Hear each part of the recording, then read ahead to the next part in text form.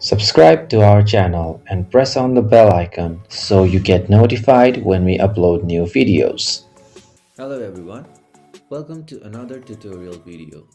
In this video, we're going to learn how to download Snapchat on your Mac device. So to do this, go to snapchat.com/download.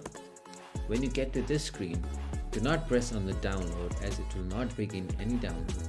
Instead, go to login to chat option, press on it, and then Snapchat will ask for your login credentials. Once you have entered your login credentials, you will be redirected to your Snapchat account. After this, on the address bar of the browser, there is an icon which when hovered on says install Snapchat. Press on the icon and that asks if you want to install the app or not. Press on install and Snapchat is now downloaded and ready to use on your Mac device. In this way, you can download and install and use Snapchat on your Mac device. If you found this video helpful, do not forget to drop us a like and we'll see you in the next one.